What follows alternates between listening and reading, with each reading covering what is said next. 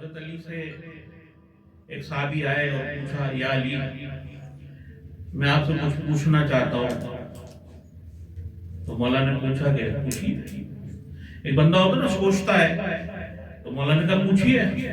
بولا علی آپ یہ بتائیں آپ کی زندگی میں آپ کی سب سے بڑی فضیلت کیا ہے جس پر آپ کو فخر ہو؟ فضیلت ایسی ہو جس پہ فخر ہو. بندہ سوچے گا نا کہ میں کون سی والی بتاؤں, ایک ہو تو میں بتاؤں گا, کیونکہ نبی کریم صلی اللہ تعالی علیہ وآلہ وسلم نے 23,000 فضیلتیں بیان کی. کس نے بیان کی؟ بانی کس چیز کے ہیں؟ لا الہ الا اللہ محمد رسول اللہ کے بانی کون؟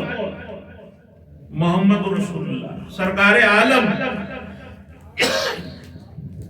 نے کتنی فضیلتیں بیان کی؟ 23,000. اب 23,000 فضیلتیں کون بیان کرے گا؟ نہ اس طرف والے بیان کر پا رہے نہ اس طرف والے بیان کر پا رہے. تحقیق کریں گے, شوق ہوگا, پڑھتے تو سب ہیں.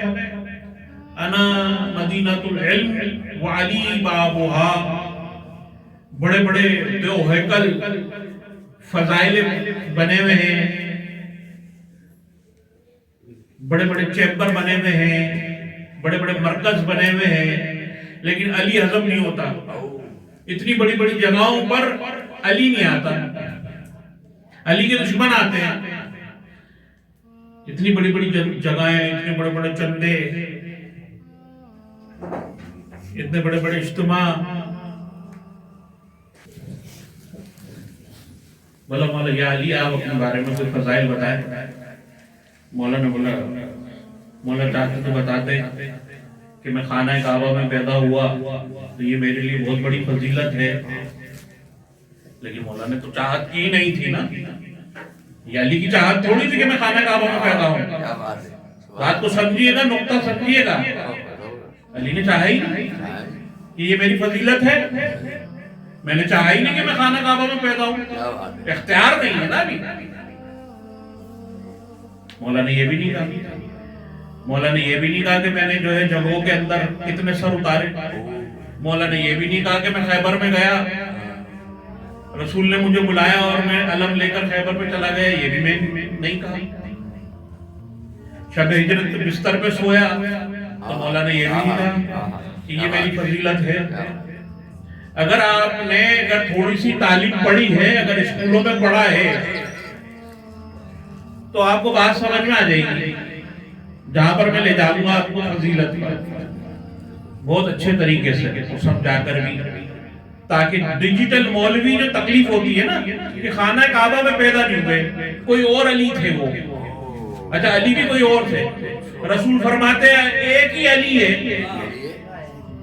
ایک ہی علی ہے جو غدیر خم میں جس کا ہاتھ اٹھا کے دکھا دیا, بعد میں کوئی یہ نہیں کہ میں بھی علی تھا. کہا کہ یہ والا علی. بھئی جشن میں بیٹھے ہو تو توجہ تو ہے نا.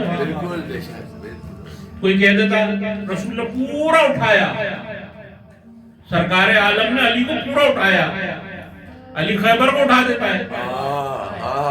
ایک انگلی سے خیبر کا در اٹھا کر پھینک دیا جس کا ایک پٹ آج تک نہیں ملا.